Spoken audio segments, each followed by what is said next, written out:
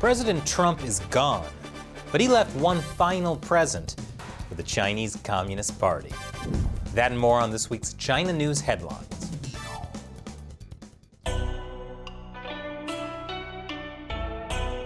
Welcome to China Uncensored. I'm Chris Chappell. The Trump administration is over, but before leaving office, they took one final, very big swipe at the Chinese Communist Party. Now the United States leveling perhaps the most serious charge a country can face, accusing China in the last hour and a bit of committing genocide and crimes against humanity in its repression of Uyghur Muslims. It comes from this memo by outgoing Secretary of State Mike Pompeo. In the memo, Pompeo called out the Chinese Communist Party as a Marxist-Leninist regime that exerts power over the long-suffering Chinese people through brainwashing and brute force. Pompeo ended the memo by saying, "We will not remain silent. If the Chinese Communist Party is allowed to commit genocide and crimes against humanity against its own people, imagine what it will be emboldened to do to the free world in the not-so-distant future." Yeah, this is why the Chinese Communist Party really hates Pompeo. But Pompeo's formal determination of genocide in Xinjiang should be welcome news to the incoming Biden administration. After all, the Biden campaign had also called it genocide. So it's nice to know that Trump and Biden agree on something. I wonder if something about China was in that note Trump left for Biden. Who am I kidding? He probably wrote that he farted in all the chairs. Of course, saying China is committing genocide is just one of the many reasons the CCP is saying good riddance to Trump. Literally. Here's a tweet from state-run Xinhua news agency. They later deleted that tweet for some reason. But they didn't delete their commentary that called Trump's actions against the Chinese Communist Party his final madness. According to my favorite Chinese state-run media, the Global Times, China is now sanctioning 28 Americans, including Pompeo. These individuals and their immediate family members are prohibited from entering the mainland, Hong Kong, and Macau of China. Join the club, guys. Who is joining the club?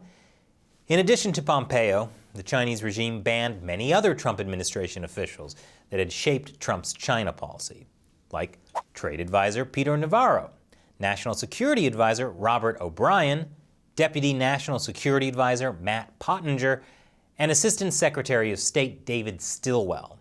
Former Health and Human Services Secretary Alex Azar was also on the list, presumably for visiting Taiwan, which China claims as a province of China. So according to the Chinese regime, Azar is being banned from China for visiting China. The list also included former Trump officials like John Bolton and Steve Bannon. I'm sure they're all really broken up about it. And on top of that, China's foreign ministry called Pompeo a doomsday clown. Welcome to clown world. Pompeo seems to have pulled together his shattered self-esteem, though. He's calling on the Biden administration to continue the work of standing up to the CCP. This challenge, the threat from the Chinese Communist Party is real. It is existential to the United States. We have to get this right. And I am counting on the next administration continuing our work, continuing to build out on the things that we have done in the exact way that the American people will demand. Outgoing Vice President Mike Pence had a similar message. I urge the incoming administration to stay the course, do what we've done, stand up to Chinese aggression and trade abuses, stand strong for a free and open Indo-Pacific, and put America and our freedom-loving allies first. And there is reason to hope that the Biden administration will largely carry on a tough-on-China policy. Biden's nominee for Secretary of State, Anthony Blinken, basically agrees with the Trump administration's tougher-on-China approach. At a hearing before the Senate Foreign Relations Committee, Blinken said, "President Trump was right in taking a tougher approach to China. I disagree very much with the way he went about it in a number of areas, but the basic principle was the right one." So with any luck, standing up to the Chinese communist regime will continue to be a bipartisan issue. What is this feeling? Is it hope? That must be what Jack Ma is feeling because he's still alive after a mysterious absence. More on that after the break. Welcome back. Chinese billionaire Jack Ma is alive. This week, he made his first appearance since October. Ma had criticized Chinese regulators, and then he mysteriously disappeared. But this week, he showed up at an online event celebrating rural teachers in his hometown. According to Chinese media, he said, "My colleagues and I have been studying and thinking, and we have become more determined to devote ourselves to education and public welfare." Yes, sometimes we all need to take a few months off for re-education. No word yet on how the antitrust investigation into his company, Alibaba, is going.